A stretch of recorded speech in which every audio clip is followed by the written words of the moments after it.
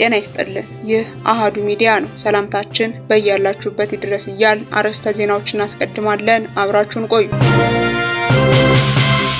የኢትዮጵያን ጠላቶች እንደ ጸጉር ቅማል አንድ በአንድ እናራግፋለን ሲሉ ጠቅላይ ሚኒስትር አብይ አህመድ ተናግረዋል። ዝርዝር አለ። 12 የዩኒቨርሲቲ ተማሪዎች ከዶርማቸው በጸጥታ ኃይሎች እንደተወሰዱና ያሉበት እንደማይታወቅ ተገልጸዋል። በዝርዝራችን የምትሰሙት ይሆናል። የዘንድሮ 7ኛው ጠቅላላ ምርጫ ድምጽ መስጫ ቀን ተወስኗል። በዝርዝራችን የምትሰሙት ይሆናል።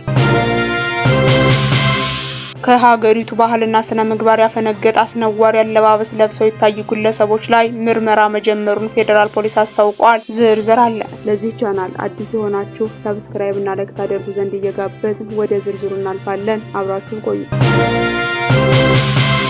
ከሰሞኑ በመዲናዋ በተካሄደው ቲክቶክ አዋርድ ላይ ከሀገር ባህልና ስነ ምግባር ያፈነገጠ አስነዋሪ አለባበስ ለብሰው የታዩ ግለሰቦች ላይ ምርመራ መጀመሩን ፌዴራል ፖሊስ አስታወቀ። የኢትዮጵያ ፌዴራል ፖሊስ በ3ኛው የጂ ፓወር ቲክቶክ ክሬቲቭ አዋርድ ላይ ከኢትዮጵያ ሕዝብ ባህልና ስነ ምግባር ባፈነገጠ አኳኋን ሰውነታቸውን የገላለጠ አለባበስ ለብሰው በአደባባይና በቴሌቪዥን ቀጥታ ስርጭት ለሕዝብ የታዩ ተጠርጣሪዎችን ከነግብረ አበራቸው በቁጥጥር ስር አውሎ ምርመራ መጀመሩን አስታወቀ። ፌዴራል ፖሊስ በይፋዊ የፌስቡክ ገጽ ላይ ባወጣው ጽሑፍ ሰሞኑን በአዲስ አበባ ከተማ በተካሄዱ 3ኛው የጂ ፓወር ቲክቶክ ክሬቲቭ አዋርድ ላይ ከኢትዮጵያ ሕዝብ ባህልና መልካም ስነ ምግባር በተቃራኒ በሕዝብ ዘንድ ተጠያቂነት የሌለው አስነዋሪ አለባበስ ለብሰው በአደባባይና በቴሌቪዥን ቀጥታ ስርጭት የታዩ ዝግጅቱን በስፖንሰርነት የደገፉና ፕሮግራሙን ያቀናበሩ ተጠርጣሪዎች ላይ ምርመራ መጀመሩን ገልጸዋል። ግለሰቦቹ ወንጌላዊት ገብረ እንድሪያስ በርሄ፣ በረከት ጸጋዬ ጅፍራ፣ መቅድም ደረጀ መንግስቱ፣ ግሩም ገዛ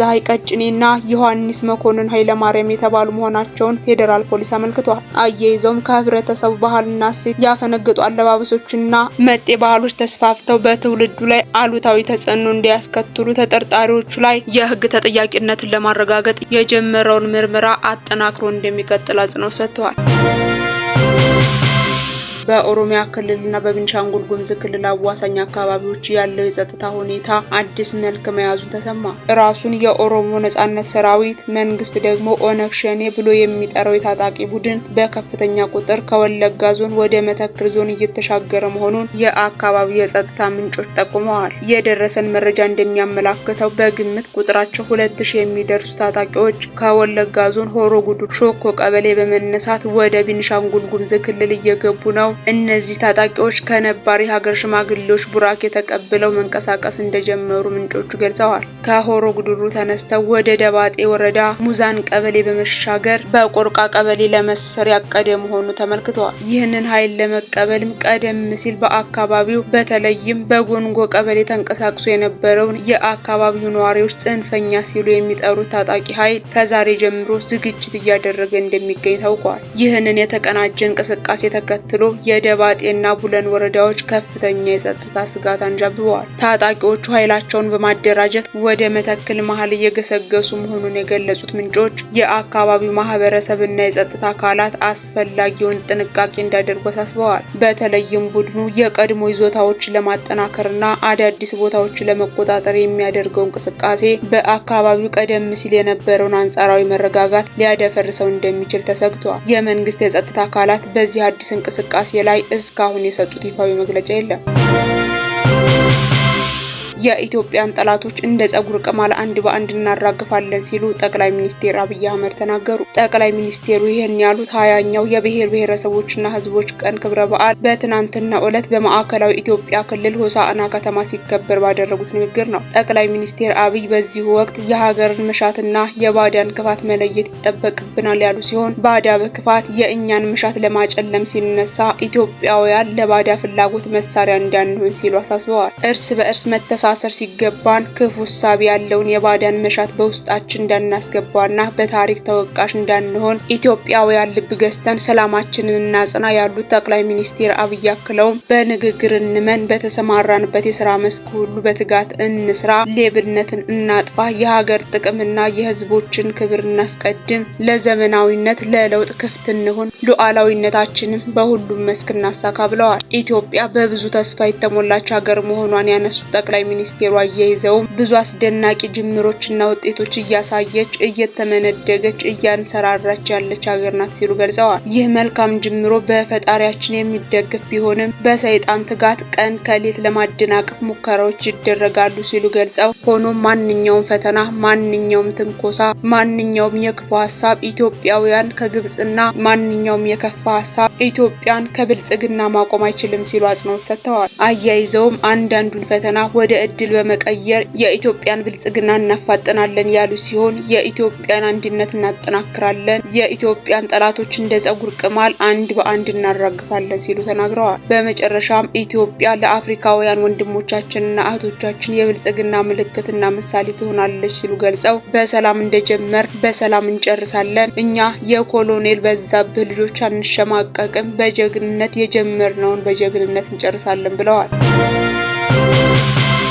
ከ10 በላይ ተማሪዎች በጸጥታ አካላት ከዶርማቸው ተወስደዋል፣ ከትምህርት የተባረሩም አሉ ሲሉ የደባርቅ ዩኒቨርሲቲ ተማሪዎች ገለጹ። ተማሪዎቹ ከሳምንት በፊት እርቦናል ሲሉ የተቃውሞ ሰልፍ ያካሄዱ ሲሆን በሁለት ተማሪዎች ላይም ጉዳት መድረሱን መዘገባችን ይታወሳል። 5 ተማሪዎች ከትምህርት ገበታቸው ሲሰናበቱ 3 ተማሪዎች ለ1 ዓመት ከትምህርት ገበታቸው የተወገዱ ሲሆን 19 ተማሪዎች ከፍተኛ የጽሑፍ ማስጠንቀቂያ እንዲደርስባቸው ተደርገዋል። ከሳምንት በፊት እርቦናል፣ ምግብ ይስተካከልልን በሚል ጥያቄ ያቀረቡ የደባርቅ ዩኒቨርሲቲ ተማሪዎች ሰላማዊ ሰልፍ መውጣታቸው የሚታወስ ሲሆን በወቅቱ አመጽ ቀስቅሰዋል የተባሉ ተማሪዎች ሰሞኑን በጸጥታ አካላት በኃይል ከዶርማቸው መወሰዳቸውንና የተባረሩም እንዳሉ ተማሪዎቹ ገልጸዋል። ትናንት ህዳር 27 ቀን 2018 ዓ.ም 12 ተማሪዎች ከዶርማቸው በጸጥታ ኃይሎች እንደተወሰዱና ያሉበት እንደማይታወቅ ተማሪዎቹ ሲገልጹ የተስተዋሉ ሲሆን አንዳንዶቹ ደግሞ የተወሰዱ ተማሪዎችን ቁጥር ወደ 17 አድርገውታል። ሌሎቹ ደግሞ የ17 ተማሪዎች ስም ዝርዝር ሲጠየቅና ሲጻፍ እንዳስተዋሉ ገልጸዋል። ምግብ እንዲስተካከልልን በመጠየቃችን ጥይት ተተኩሶብናል ሲሉ በሰላማዊ ሰልፍ የደረሰባቸውን በማስታወስ ያማረሩት ተማሪዎቹ አሁን ደግሞ ተማሪዎች በጸጥታ ኃይሎች እንዲወሰዱ እየተደረገ በመሆኑ ለጉዳዩ አስቸኳይ መፍትሄ እንዲሰጥ ጠይቀዋል። የዩኒቨርሲቲው የህዝብና ዓለም አቀፍ ግንኙነት ዳይሬክተር አቶ አምሳሉ ተበጀ በበኩላቸው የጽሑፍ ምላሽ ሰጥተዋል። በዚህም በዩኒቨርሲቲያችን ህገወጥ ሰልፍ በመሩና ባስተባበሩ የአካል ጉዳትና የንብረት ውድመት ባደረሱ ተማሪዎች ላይ ተገቢው ማጣሪያ ተደርጎ የአካዳሚክ የዲሲፕሊን ቅጣት ተላልፈዋል። የዘንድሮ 7ኛው ጠቅላላ ምርጫ ድምጽ መስጫ ቀን ግንቦት 24 ቀን ሆኖ ጸደቀ። የኢትዮጵያ ብሔራዊ ምርጫ ቦርድ በተያያዘው ዓመት የሚካሄደው 7ኛው ጠቅላላ ምርጫ ድምጽ መስጫ ቀን ግንቦት 24 2018 ዓ.ም እንዲሆን መወሰኑን አሳወቀ። ቦርዱ ዛሬ ለመገናኛ ብዙሃን በሰጠው ጋዜጣዊ መግለጫ የ7ኛውን ጠቅላላ ምርጫ የጊዜ ሰሌዳ ይፋ አድርጓል። የቦርዱ ዋና ሰብሳቢ ወይዘሮ ሜላተወርቅ ኃይሉ ባለፉት ወራት በርካታ ስራዎች መከናወናቸውን ጠቅሰው የፓርቲዎች እንዲሁም በግል የሚወዳደሩ እጩዎች እና መራጮች የሚመዘገቡበትን የዲጂታል ስርዓት መዘጋጀቱን አስታውቀዋል። ሰብሳቢዋ ለእጩዎች ምዝገባ የሚያስፈልጉ ሰነዶችን ማስገባትና የእጩዎች ምዝገባ ማካሄድ እንደሚለያይ ገልጸው ምርጫ ቦርድ ከህዳር 8 እስከ ህዳር 23 2018 ዓ.ም ድረስ የጠየቀው ፓርቲዎች የምዝገባ ሰነዶቻቸውን የሚያቀርቡ እንደሆነ ጠቁመዋል። የእጩዎች ምዝገባን በተመለከተም የሚከናወነው ከታህሳስ 1 እስከ ጥር 1 2018 ዓ.ም መሆኑን ገልጸዋል። ከሰሞኑ የምርጫ ክልል ጽህፈት ቤት ስራ አስፈጻሚዎች የመመልመል ስራ እየተሰራ እንደሚገኝ ገልጸው 131 ሺህ አመልካቾች በአሁኑ ወቅት የጽሁፍና የቃል ፈተና እየወሰዱ መሆኑን ተናግረዋል። ምርጫውን ለማካሄድ አስቻይ ሁኔታ መኖሩን በተመለከተ ማብራሪያ የሰጡት ሰብሳቢዋ አስቻይ ሁኔታ በአንድ ቀን፣ በ3 ቀን፣ በ5 ቀን የሚሰራ አይደለም፣ ቀጣይነት ያለውና እስከ መጨረሻው ዕለት ድረስ የሚከናወን ስራ ነው ብለዋል። አስቻይ ሁኔታ ሲባል የጸጥታ ሁኔታዎች ብቻ ለመሆናቸውን የገለጹት ሰብሳቢዋ መሬት ላይ ያለውን የፖለቲካ ምህዳርን እንደሚያካትት ገልጸዋል። በዚህም ፖለቲካዎች እንደ ልባችን ይንቀሳቀሳሉ የሚለው ላይ ቦርዱ ዕለት ዕለት እየሰራበት መሆኑን አጽንኦት ሰጥተዋል።